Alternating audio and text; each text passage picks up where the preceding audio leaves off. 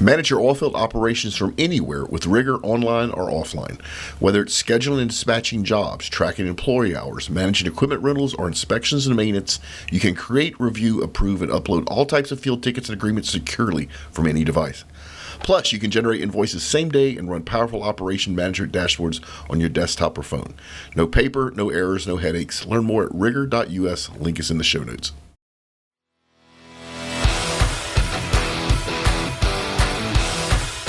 Welcome to the Oil and Gas Sales and Marketing Podcast, where every week your hosts Mark LaCour and Matt Bertram share proven strategies and real-world tactics to help you connect with customers and close more deals. Let's do this. All right, welcome back, everybody. If Matt and I sound a little bit different, it's because we're not in the global OGGN studios. We are actually in Roegels Barbecue on Katy. And unfortunately, we also said that we were going to be on the Voss Road location, so we're really hoping listeners, since there are not a dozen of you sitting at Voss Road waiting us to do this podcast. If so, our apologies. We just got the address wrong for a little bit. Matt, before we get in the show, we actually got a review. All right. And this is the first time ever I've heard this. So the title of her review is, "Thanks for Saving My Marriage." What? Just kidding, haha, but seriously. This is from Room Johnson. She's a vice president, strategic accounts at National Allwell Varco. I just started binge listening to your oil and gas sales and marketing podcast, and I can't thank you enough for the marketing and sales advice. All this makes tactical sense to me. I have an engineering and new product development background, and I'm in a new role in sales, trying to make sense out of this customer-facing world. My husband is into digital marketing, but not into oil and gas, so he speaks SEO and funnels and AI and all the fancy things, but for the life of me, I could not connect those things to what I actually need to do to succeed in my role in sales. Your podcast has given me the fundamental building blocks, and finally I feel like I have a starting place from which I can launch, and also finally my husband is starting to make sense to me, so thank you. Hope to meet you at some point. Look forward to continuing to learn from you. We're not known for saving marriages, but y'all take this. And Room, thank you so much for the great review. If you'd like to get a shout out, feel free to leave us a review. You can go in the show notes, and there's an easy way for us to do it. And today, since we're here at Roegels Barbecue, which, by the way, Matt, do you know why we're here? Why are we here? Because I saw them on social media a couple of years ago. It was actually Twitter.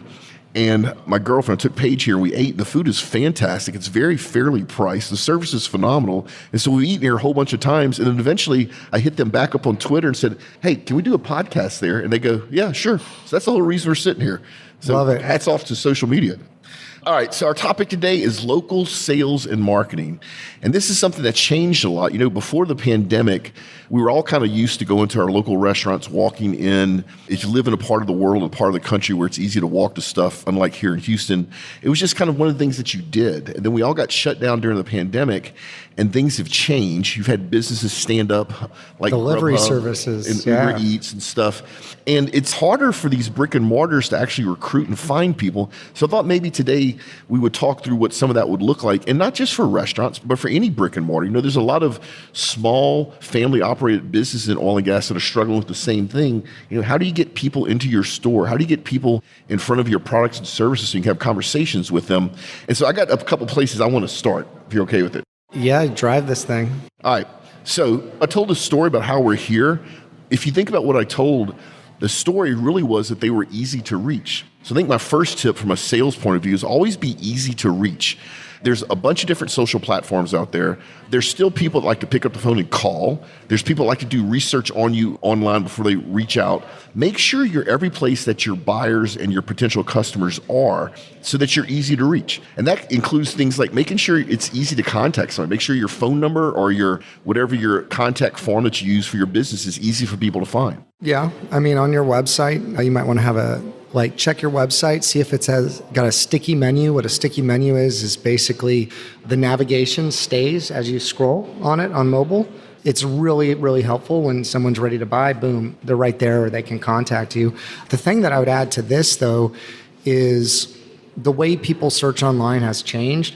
And people go further down the sales process before they maybe pick up the phone, before they maybe come in the store. So your digital presence is so important to let people know what to expect. That's what I think people are looking for more than anything else is, okay, well, where is it located? What is it going to look like when I get there? Am I going to know that I'm there when I'm there? Like, what are the landmarks? You want to walk people through it as much as you can. And even like with reviews and everything else, you want them to know what to expect, bottom line. Yeah, and if you don't have it figured us out, Matt and I almost never rehearse anything, so it's kind of cool. Natural segue to my next talking point, which is attract the traffic. How many times have you went to go to a local business and you're driving around in circles trying to find them, and they're there, they're just inconspicuous? Imagine if they just had a banner out there or one of those blow-up things, or imagine on their website they said, look for the orange mailbox. All that stuff makes it easy to find and makes it easy to attract traffic, especially if you want people there in person.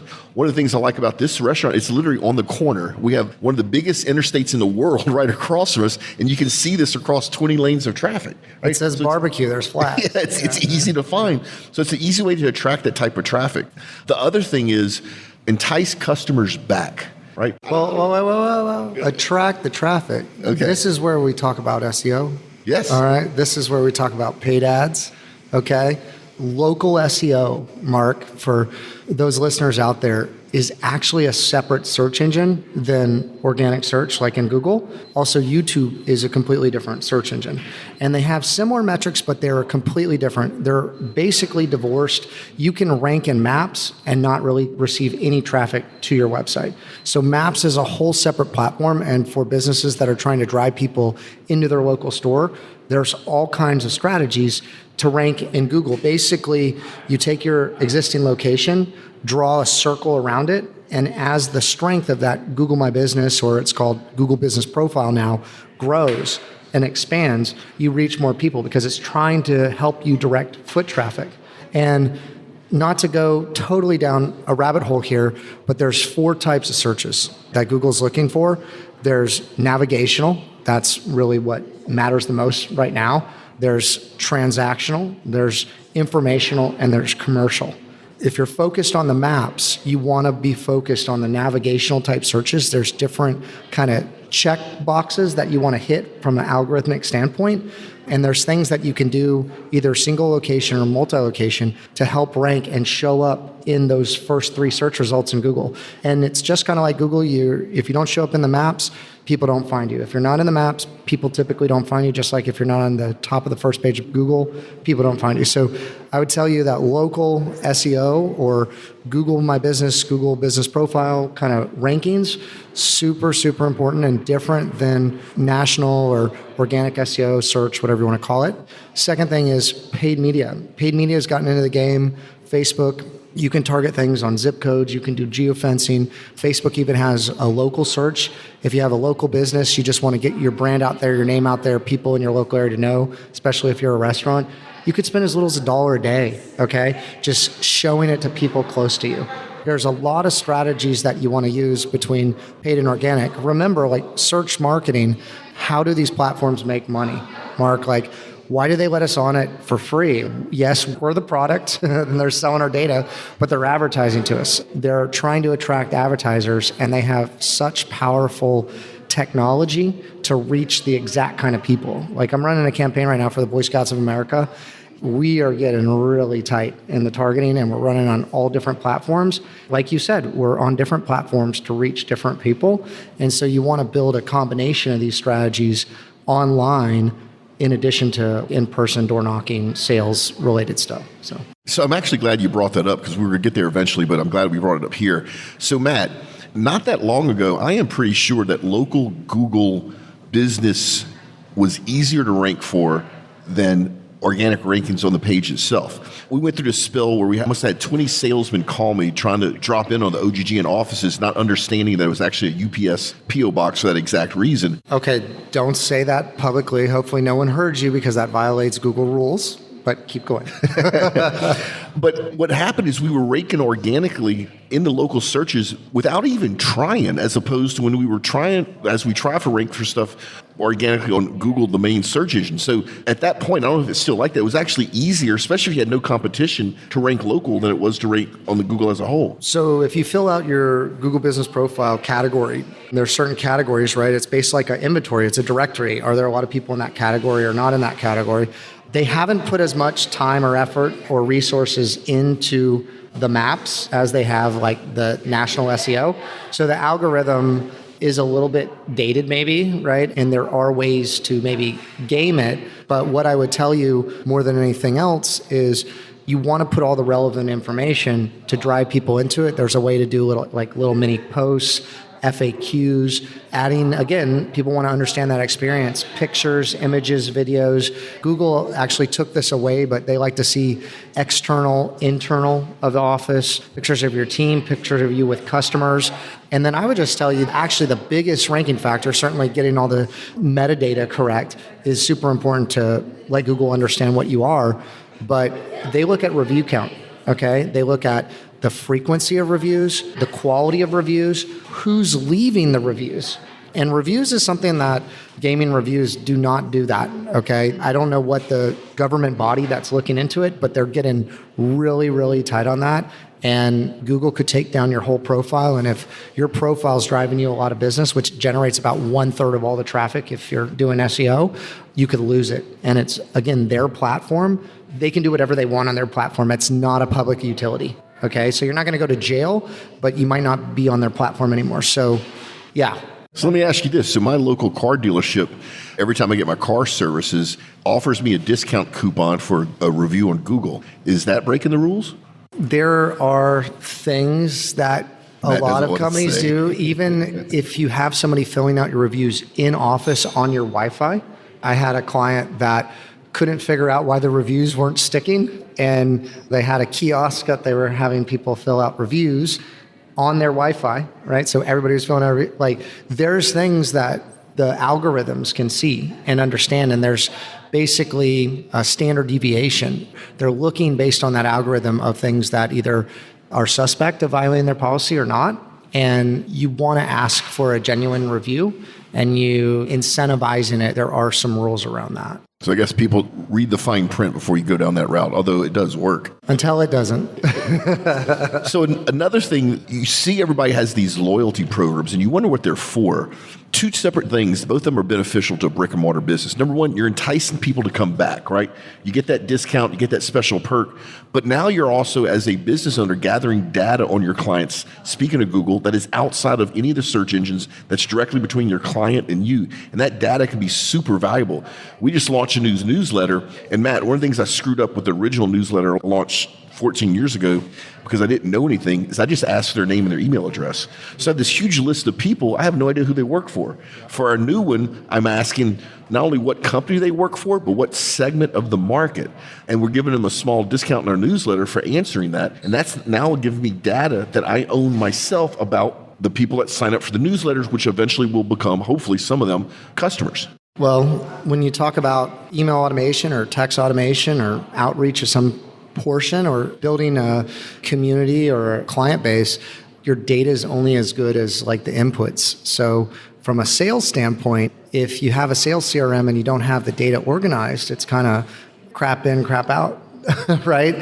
You want to get as much information as possible. Also asking for full name versus name, first name, last name. So if you're not doing anything fancy, like you might be at one point with the data, you actually want to ask for full name, not first name, last name, because the number of fields that you have, there's data, and I've seen it personally, it makes a difference. Like if you cut from 3 fields or 4 fields to 3 fields, actually even down to like 1 field, like if you're asking for one piece of information like email, it will increase your conversion rate by so much. It's incredible. I've personally seen it. We had a sponsor years ago that created a form field, Matt, with 13 fields in it. Oh my and gosh. it had zero literally zero. We took those 13 form fields and dropped it down to 4, and we went up to about 40% of the people actually would sign up just by deleting some of those form fields. So I had a client in the home building space or whatever, and they were a home builder, and I didn't really look at how many homes they were building. And I ranked them number 1 in Google for home remodeling all the way to Louisiana, like New Orleans and everything. And they were getting so many calls. He was calling me, screaming at me, like, turn it off, like, make it stop. Like, he had to hire people to handle all the phone calls. And we actually used form fills and maps to outline a way to vet people. So we were actually trying to turn them away because it wasn't in the geographic area where he's building. And with SEO, it's kind of like podcasting. It's hard to totally direct where it goes. Like, there's certainly things and signals you can create, and local SEO. This was before local SEO. Like, it's really important to consider some of this stuff, but getting good data and understanding what you're going to do with that data is absolutely critical. All right, so another one for brick and mortars is make sure you include local elements in your merchandising, in your in-store merchandising. So, Matt, if you notice, we have no OGGN pop-up. When I left the house today, I forgot it, right? Why don't I have OGGN shirt on right now? I have a Google shirt on. Like, you didn't give me an OGGN shirt. I thought I was going to wear one. But what should be going on right now is we have an OGGN pop-up so that when people walk in to listen to us, they see our brand, they see our logo, and they make that connection with us doing the podcast. If you have a brick and mortar, you need to do the same thing. You need to make sure your logo's included on stuff, and also think about it seasonally. It's kind of cool when it's Halloween time to maybe throw some Halloween type of accents to your logo. Same way when it's any other type of holiday. Also make sure that your contact information is there. One of the things that we do all the time is we have a QR code on our pop-ups, and we just ask people to take a picture of the QR code, and any modern smartphone is going to convert that to the information, which leads them right back to OGGN. Going back to what you were saying before, a tracking code is so important, and that's why a lot of people offer some kind of deal or coupon. And if you're running like paid ads, you always want to have some type of deal to be able to track that. But one of the really interesting kind of psychological sales things from a data standpoint is if you offer something to somebody of value, okay, monetary value or otherwise, that maybe it will expire, or you wonder, like, in the mail why someone sends you like an actual credit card and then they're like, this is how much credit is on it if you turn on and use it. People don't want to waste like credit or value. So if you're selling something and you want to connect that to money or discount, or they take some kind of action, there's a high likelihood that people will save that coupon if we're talking about restaurants or otherwise, or like even like consulting. We do a lot of consulting. So like a consulting session, they would rather go with us, even if we're a higher price than somebody else, just to not forego that credit, right, that they acquired. You can extrapolate that out to other industries and other clients, and there's kind of this psychological value associated with that.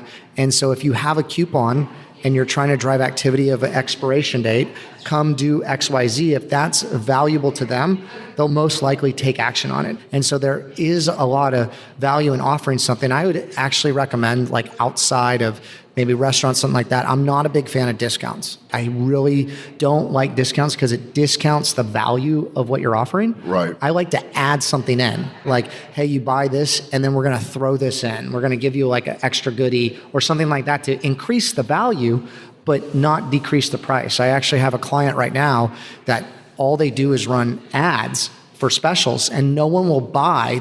The demand spikes are only when they run a special, because everybody knows they're going to run a special, and they don't want to buy in between there because they know a special is right around the corner. Right. They've trained people to seek out the value, and that's kind of a race to the bottom. Or price, I guess price is a component, but I think selling with value and adding to it and offering more to maybe increase that value level is a way to consider, a way to go. 100%, plus you keep your margins. Another thing you could do is hold a promotional event, like maybe invite a podcast to your restaurant, right? I think it's a great idea. Well, in the promotional event, if you find local people on social media, local people in the news, other business owners that are not competitors of yours, it's a great way to actually drive more foot traffic and new foot traffic. And if you want to do something really cool, when you do that promotional event, make sure you show support for local causes. So, we support Red M, which fights human sex trafficking.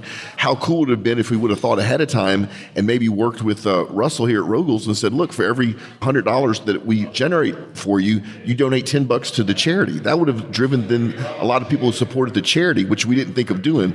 But promotional events are great ways to drive foot traffic, and especially if you combine that promotional event with a local charity that you also support.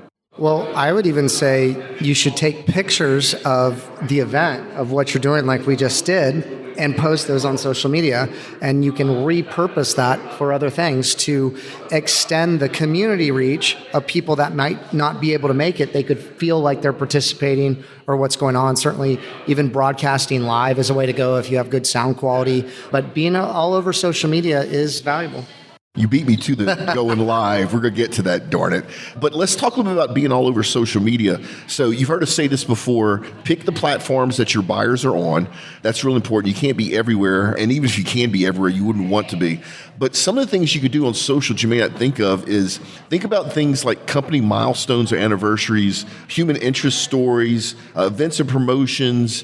When you walk into Roegels, I don't know if you noticed, but one of the signs says veteran owned. I love that. That's huge. Let's talk about that. Where did you serve? What branch? How did that change your outlook on life? Why are you running a barbecue restaurant now? And then making sure that you talk about your business from a human element point of view always drives engagement. So don't just talk about products and services and how you can help solve business problems. Also talk about how you hire minorities, how you make sure that you give back, once again, like your local Boy Scout troops, right? Yeah. That sort of stuff. Those human interest stories are an enormous way to drive good engagement on social. Well, what I would tell you too is when I think social, I immediately think paid social. Okay. Right. A lot of times people shy away from YouTube and maybe TikTok and some of these other platforms. You should really look. They're now showing you what their audience demographic is, and they really let you segment really well. Facebook has increased it to like 200,000 have to be in that data set. So you can't really niche down and target so much, but people shy away from those platforms, I see, more than anything else, because they're like, I can't get on TikTok or whatever, or okay, maybe they're Chinese owned and that could be a reason. But like Snapchat, okay, let's talk about Snapchat. You don't have to actually make videos. You can run a static ad. This is like a pro tip on some of these platforms. So you can target those people and you come up in their feed and the image is basically a video of the image. And it works exceedingly well if you have brand recognition, right? So if you have any kind of text messaging, even the text messaging and the logo, if you're increasing the hit rate, because you got to think about how much noise is going on out there. So what is the frequency that they're going to see it? Certainly you want to worry about ad fatigue to a degree, but you also want to be in the market enough. I mean, Google recommends about 85% if you're running like display ads for people to actually remember and recognize your brand. Facebook has different kind of metrics to tell you, hey, how much mind share do you have on some of this stuff? But I would tell you, running ads on platforms where your customers are, you can run static ads. You don't have to make an elaborate video. And I think that is something that a lot of people don't think about. They think about, I got to go make videos and post them online and be interesting and all that sort of thing as a brand. And you certainly should do those things, but start with the basics. Start with running ads in front of your target customers and sharing your value proposition. I do want to back you up, especially in the oil and gas industry. There's a lot of marketing professionals that believe if you're going to put videos on social, they need to be perfect. So commercially shot, commercially edited, stuff that is theater quality. And I disagree with that now in 2023. I think that sort of stuff myself personally, when I see something that's overproduced, I automatically think somebody's trying to sell me something, right? It's marketing. I think a lot of marketing people in oil and gas, if they would kind of relax a little bit and let customer level, consumer level video be in their social, I think it's more real. Shout out to Dixon Directional Drilling. They shoot on iPhones, their team out there wrapping boxes full of tools, right? And it's just, I see real guys that I can relate to sweating, doing work. You can see they're proud of the work they do, right? Yeah. So that sort of stuff I think the oil and gas industry needs to do more from a sales point of view, to show what's really going on, show the people side. You don't need to spend a ton of money in theater quality editing and production of videos. Okay, you do need strategy. User-generated content is absolutely phenomenal. You get about 3 times more engagement rate. You want to mix it in. People like to see behind the scenes stuff. People don't want to see a faceless brand. I think that understanding what you're trying to communicate when you're shooting videos is really, really important, but leverage your sales team, leverage the people at your company, the experts to create content. Create it with the direction of the sales team to understand what are the things in different regions where people are having success. I guarantee you, I can guarantee you that there are a lot of salespeople out there that are doing really well, that are using what I call quote unquote homemade content, that it's content that they've kind of developed that's maybe not marketing approved, or a story that they tell, or a way that they communicate something that absolutely crushes it. If you can bring that in, and we've talked about this in the past, to the marketing team or the sales leadership, you might be able to expand that and then push that out in other areas and replicate that value. But user-generated content, you have an army of people that work for you, utilize them. And it doesn't have to be perfect, but you want to make sure that the message is correct. And again, you want to have some high-quality stuff.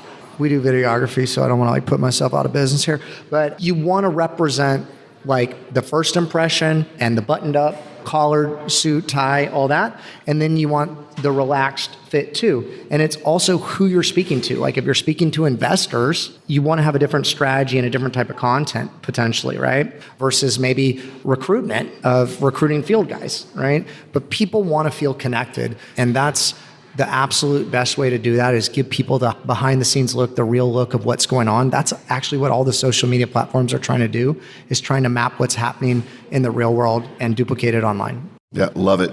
So another one, sponsor a local event. So I'm on the board of directors for the API Houston chapter. You keep reminding me. Imagine if you sold off-field tools of some sort and you came and sponsored an API 3-gun challenge. Who do you think that audience is that's going to show up and compete at that event? It's going to be a bunch of people who work in the oil and gas industry. It's going to be your clients. So look at local events, charity events, sporting events, chamber of commerce type stuff, cultural celebrations, school events, local arts and music, and sponsor them. But not only sponsor it, volunteer to work. So don't just write a check. Go and actually volunteer and work that event. This way you're meeting the people that are there. And if you think through what these events are, you can pick the ones that have a high percentage of your potential buyers in that event. And at the same time, you're giving back. You're making the world a better place. So I think it's a win-win all the way around. You get out of it what you put in. And personal connections, especially post-COVID, are absolutely critical. So get engaged, get your team engaged, go to those events. If you can't make it to the events, geofence the event. You can start using their hashtag all the time. You can hijack their hashtag. We used to do that to local conferences that we couldn't be at. We would show a presence there by running ads, by geofencing it, and really on social media, engaging with the post. So you can always build a presence online with someone back at the office. But it's a combination, just like if you use a military as a reference, you have an Air Force and you have boots on the ground in the Army, right? You have the Marines and Special Forces, right? They're all different tools in the tool belt. And when you use them together, you maximize the amplification or the return. So we're getting close to winding this down. I got a couple more. Partner with other businesses that are in your space and in your neighborhood if you have a brick and mortar. So let me give you a perfect example of something we just did. So we partnered with Ox Hunting Ranch, one of the largest exotic hunting ranches in Texas, actually one of the largest ones in the world. You want to guess who most of their clients are? Oil and gas guys, right? Makes sense. So we're basically doing a trade. It's costing us no money, and we're promoting their business, and they're going to promote ours, and it's going to be a win-win situation all the way around. So think about partnering with other businesses that are in your space, that are not competitors, and that are in your neighborhood. So the spin on this online is really affiliate marketing, using other people's lists. Oh, good one. Right? You can actually promote something for somebody else that's adjacent business or a good client of yours or something that works together well with you. You can promote that to your email list or your customer base without giving away any of that data to anybody else, but putting that brand out there for them. Have a clickable, trackable link, which we talked about, and drive traffic for them. Help them sell their product or service if it's non-competitive to them. And that's something I don't see as much as, should be happening, in my opinion, because there's so much opportunity from the relationships and the brand equity that a company's built to have a partner brand to co-promote together. And co-promotion online with digital, there's so many different ways to do it. Putting your logos together. People do business with people, and people want to be part of a community. You're checking a lot of boxes when you do stuff like that. Yeah, here's my last one, except you mentioned it halfway through the show. Sorry. That's okay. Live stream. Live stream has become so easy. It used to be that you had to get approved by platforms like LinkedIn. Now they approve everybody. You can do it from your cell phone. Just make sure you have decent audio and decent lighting.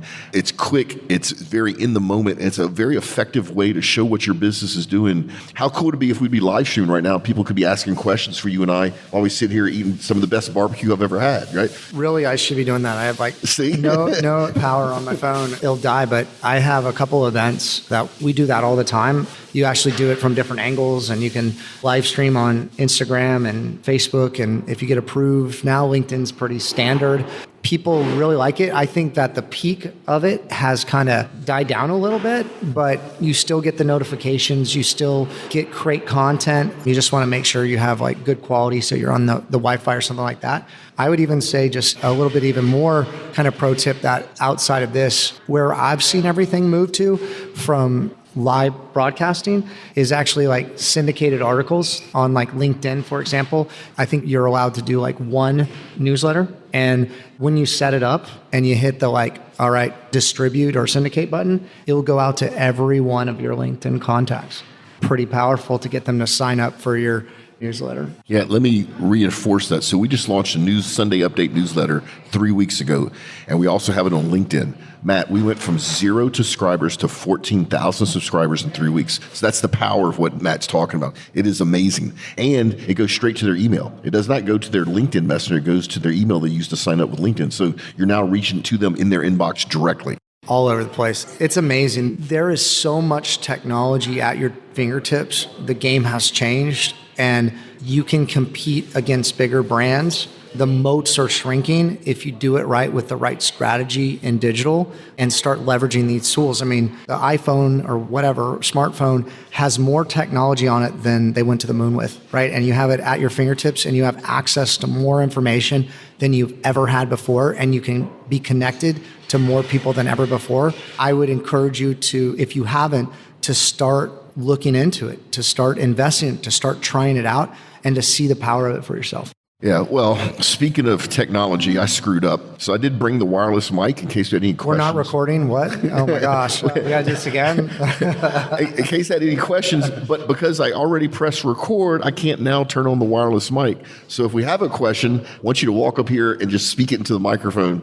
All right. Or you can shout it out loud and we can repeat it.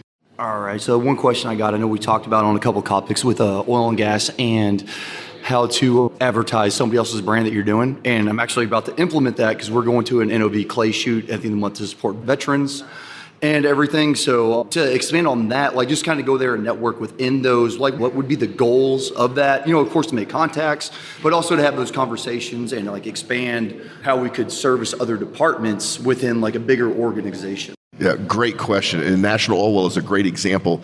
National Oilwell over the last 100 years has grown by acquisition. So they keep buying businesses and they don't advertise it. So if you don't know the company very well, they just buy companies left and right. At the clay shoot, my suggestion to you would be a couple of things. First thing is get to meet as many people as you can, have zero intention of selling anything, have zero intention of educating anybody. You just want to make an introduction, collect their business cards, give your business cards, and now you have a place to start. Having those relationships over time will allow you to go wider inside of National Oilwell, which is really important. Every salesperson I know in this industry has had this happen, where you have a great connection in the company, you have a great relationship, you've been doing business for 5, 6, 10 years, and your contact leaves. He gets hired, he retires, all of a sudden, what was your biggest customer you lose, and that's really the salesperson's fault for not going wider while they had the chance. The other thing I would do is find out who the organizing committee is for National Oil for the clay shoot and meet all of those people. Then volunteer. How cool would it be instead of you being one of the vendors that's participating or is sponsoring, you become part of the team that organizes it, right? Long-term wise, from a sales point of view, that is going to be worth $1 gazillion to you.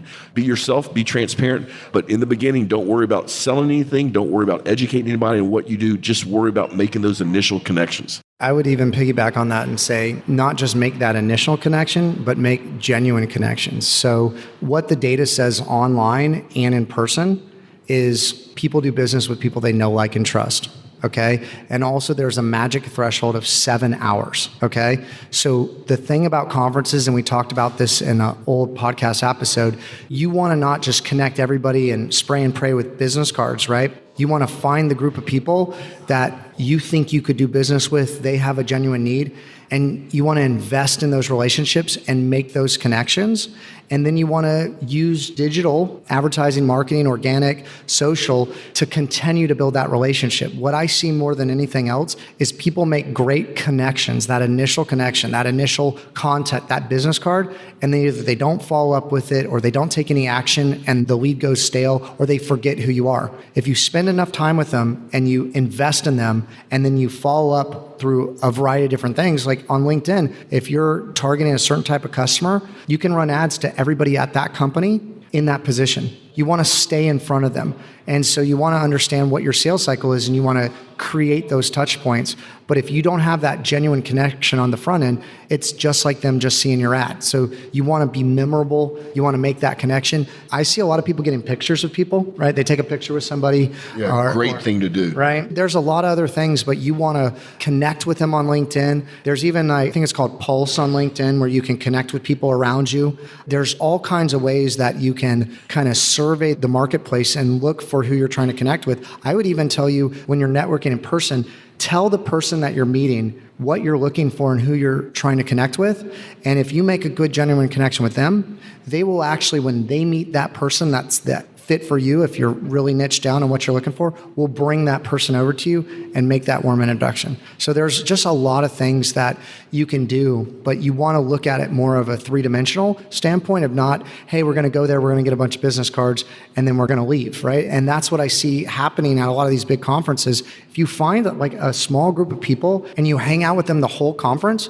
that's not a bad thing. That's probably going to produce a sale more than if you just connected with all these people. And all these people, literally, if you do your research, you can find it on lists online of who's going to be there potentially, even before you go, or who was there last year, or even who's speaking it. So you could leverage in person and digital by looking at, like, this is more conference stuff. I know you're talking about like a clay shoot. Yeah. So what I would say is, though, you can look at who those speakers are and who you might want to be connected with, and then make it part of your route to go make that conference the most valuable possible and connect with those right people. So that research component is the digital side of it. Yeah, and for the conferences, once again, if you have something that's unique, if you solve a certain problem in the industry, think about getting on the speaking circuit. So instead of being a vendor and spending the money and time to have a booth, if you solve some down-hole problem and you get on the speaking circuit, so you have to deliver an abstract like an OTC or ATCE or whatever.